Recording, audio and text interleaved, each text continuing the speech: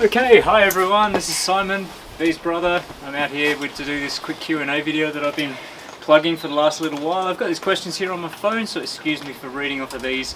It's the only way I'm going to remember what they are. I have to start with a question of my own. You're hiking with an umbrella. Who does that? Me, obviously. Why? And what kind of umbrella? Is there anything special about it? Is it particularly robust, particularly light? Not really. It's actually one, I don't know where it came from. So I kind of hacked it up and cut it up and changed the handle and turned it inside out and did all this stuff. And it's not really actually a rain umbrella, it's more of a sun umbrella. Right. Because one of the bad things of narcolepsy is that one of the symptoms is it messes up your temperature control on your body, and I am extremely susceptible to heat. So that will help a lot. Cool. Well, there you go. That explains the umbrella thing. So, obviously, I've brought B a hot chocolate to have a bit of a sip on while we do this, because it is pretty cold, and we've now got this sort of drizzling, misting rain, which is why we've decided to take shelter under the veranda of this handy cottage for a bit. Mostly because I don't like getting wet. She's okay with it. So, Q&A. Let's start with one from Rebecca, who says, where are you getting daily water from? Are they from water tanks, or are you getting water drops?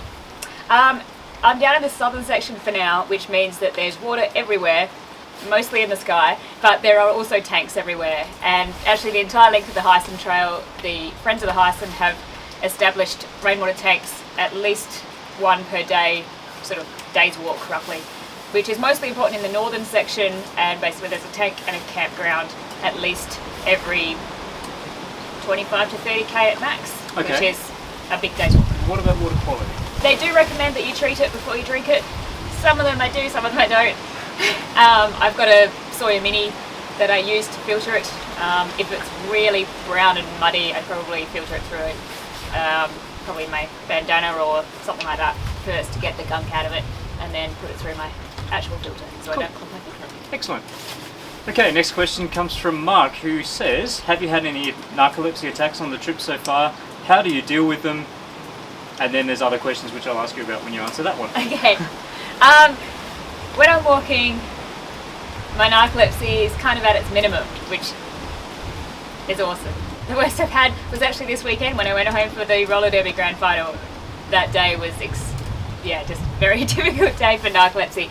But when I'm on the trail, generally I don't have too much issues with it because I can walk and switch my brain off, which is kind of what I need to do sometimes. I've had a couple of naps on the trail when the weather's been slightly nicer than this. I've just sat down, leant back on my rucksack and shut my eyes for 15 minutes or so. But no, generally it's not a problem. Alright. I do also go to sleep very early though, so that helps. Mark's got a few more questions. He wants to know what the best food you've eaten so far out of your meal prep is, and what's proven to be the most challenging. To be honest, there has not been anything challenging. I think the most challenging thing is morning porridge. Making it easy. There you go. Yeah. I'm absolutely loving the food that I've prepped. The surprise one is the beef stroganoff with mashed potato, because I thought that was going to be like the lowest choice, but it's absolute winner. I love that one. Tonight I think I'm having nachos with mash and cheese and corn chips. So just for anyone who's watching who's not yet across what you've been doing and how you're getting food, do you want to just quickly go through that? Yeah, sure. So I actually prepped all of my own food. So I did. I cooked all my meals up and then dehydrated them, individually packed them, and vacuum sealed each meal. And then about once every week or so, I get a resupply box from awesome family and friends. So I get a box with, between 5 to 7 days worth of food. And yeah, so basically my breakfast is generally a porridge or maybe some Weet-Bix or a bar and a hot chocolate. Lunch is generally cracker biscuits, cheese, cup of soup or couscous or 2-minute noodles, dried fruit, nuts, chocolate bars, lollies. Cool. And then dinners, I have things like nachos, chili con carne, beef stroganoffs, spaghetti bolognese, beef curry, chicken curry, all the things, and no resupply box. It's a pretty comprehensive menu. No resupply box has got the same meal twice. What's been the greatest surprise of the trip so far? You've been out here for 2 weeks, almost 2 weeks. What's the greatest surprise so far? I think my highlight so far has been saving the goat. That was a surprise. Yeah. If anyone missed it, it's on Instagram. There's a picture of a goat with its head stuck in a fence. Goat rescuer. The surprise part of that was us, and I have got a great video which you can upload later on with the whole process of saving the goat. But the surprise part of it was where the goat was free. I stood up, I said, enjoy your freedom, have some fun. And then I realised that it was the electric fence above my head. That was the surprise. So the greatest surprise of getting shocked by an electric fence on your head. Yeah. No, it was actually on my arm. What happens if you reach the end of the Heysen trail and fall off? Well, I don't think Paratuna Gorge is that deep. Right. So I think it's going to be right. And you guys are going to come pick me up, so. Yes. But Leslie, who asks if you're on Strava, can you be followed on Strava? I don't know what Strava is. No. Leslie, no Sorry. Strava. Sorry.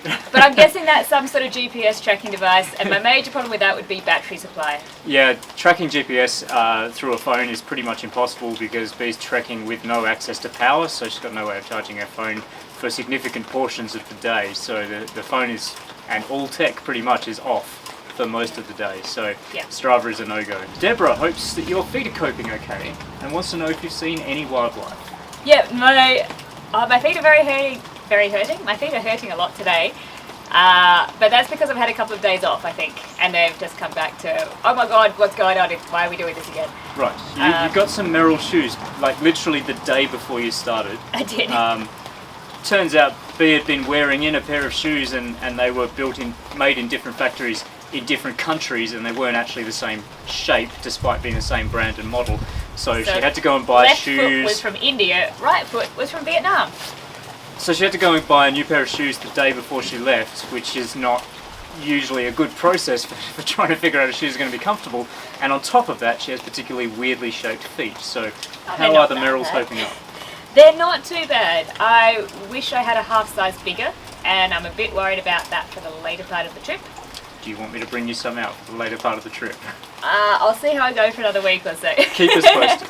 Yeah, but generally speaking, they have been great. I've been spending days walking through heavy rain. I've walked through big puddles and my feet have stayed dry, which has been great. Excellent. A little bit of tendonitis in the arch of my foot, but that seems to have cleared up pretty well. I've worked out some good taping techniques and a few days rest has really helped. Wildlife? Oh, wildlife, yes. Obviously, if you've been watching for the whole video, you'd know that she's seen a goat. Yes. It's feral life, really, rather than wildlife. I don't think there's been... today? I think today might have been the first day that I haven't walked through a mob of kangaroo. They're everywhere. Lots of kangaroos, heaps of birds, but I don't have the skills on my phone to get any of the photos of birds, unfortunately. I've seen koala. What else have I seen? Lots of cows and sheep and goats and ducks and chickens and those things, but mostly kangaroos. Mostly kangaroos, they're everywhere. A few questions from Sean, who says, how heavy is your pack? My pack, without food, without water, because those things go up and down daily, is around about 9 kilos, which is pretty awesome. It's pretty impressive. Yep. Fully kitted out with a full week's worth of food and a full supply of water, I'm probably sitting around 16-ish, somewhere around, roughly. I didn't actually measure that exactly. What is the secret to reducing back pain while on the trail with a pack for so long? Do you have back pain to reduce? I don't have any back pain at all. So what's your tips for dealing with carrying a pack so that you don't get back pain? The trick is to get a pack that fits you well and to have pretty much all of the weight sitting on your hips, and to make sure that you stay fairly straight and upright while you're walking. I use hiking poles, which really helps with that, keeps my body upright. Yeah, I guess the main thing is you don't want all the weight on your shoulders and you don't want to be, hunched over, struggling like this. Cool. Yeah.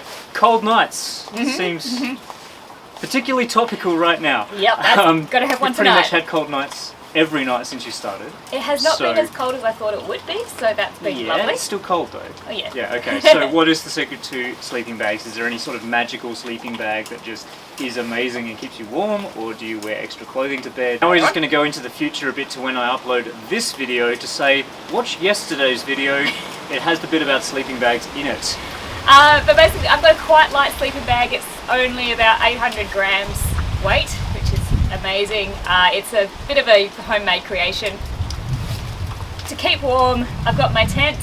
I've got a sleeping mat, which is an insulated one. It is a inflatable insulated sleeping mat, which helps protect a lot of the cold coming from the ground, which is generally the part you get most cold from. My sleeping bag is pretty warm. I would say it probably has the equivalent rating of about a -4 degree bag, but for me that I am comfortable down to about 2 degrees or so. And then on top of that I have a sleeping bag liner, which is a silk one, and that actually adds a lot of warmth. There's the secret: silk liner, down sleeping bag. Also woolen underwear. Woolen underwear. How do you motivate yourself to keep going? He says it would be presumably quite easy to just sleep in or take an extra long lunch break. So how do you keep going day to day? I mean, I've seen your plan, so I know you're planning what I would consider to be a reasonably achievable target every day, but it's still not a small target distance. No, and my bigger problem has actually been stopping. There's been 3 days now where I've done more than the plan, and that's generally because I've been walking and I've been in my stride, I've got some music going, and I haven't wanted to stop. Okay. So motivation to get up in the morning, the sun comes up and everything gets light. pretty much. I very much follow the sun these days. As soon as it gets dark, I start going to sleep, knowing that I'm doing this for a good cause and that there's people following me is something that's really going to help me keep going. How big is your tent? And how much does it weigh? It's small. It's really small. It's small, but it is a one-man tent, so there's enough space in my tent for my sleeping mat, my rucksack to go above that. I've got about this much space on either side. Question from tent nerds: is the rucksack in the tent or is it in the vestibule? Inside the tent. Inside the tent. There you go. Unless it's really wet, in which case I'll probably leave it outside. Okay.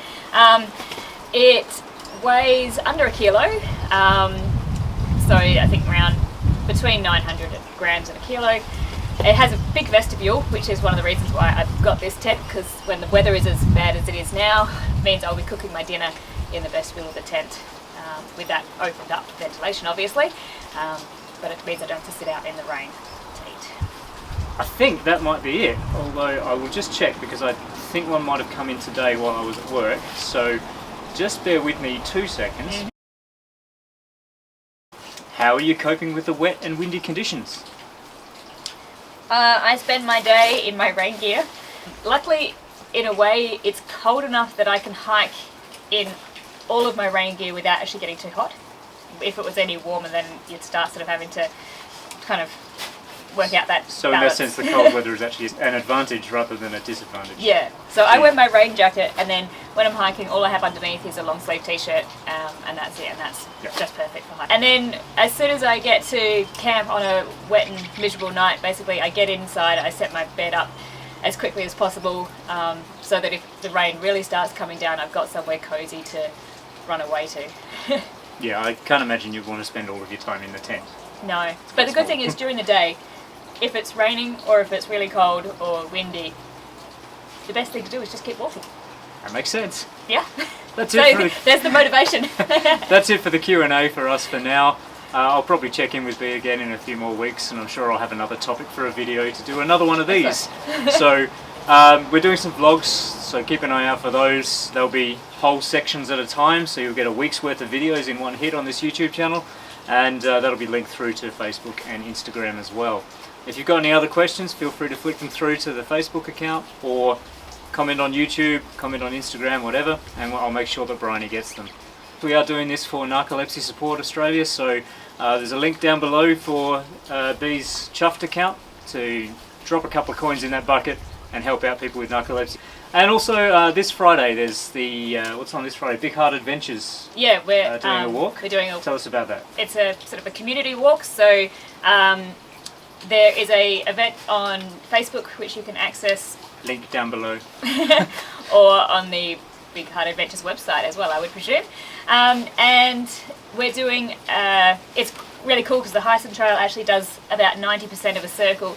So Lisa, who's the head of Big Heart Adventures, is organising a guided walk to join me for the day, and it's a loop walk, so you go straight back to where you started from, and it's about a 14k walk through the top end of Murray Alta Conservation Park, starting and finishing at Norton Summit. And Very nice. It's going to be an awesome day. If you got nothing on Friday, hop along, get to hang out with B, get to do a walk with some pretty cool people. Sounds like a lot of fun. Alright, that's us for now. Cheers.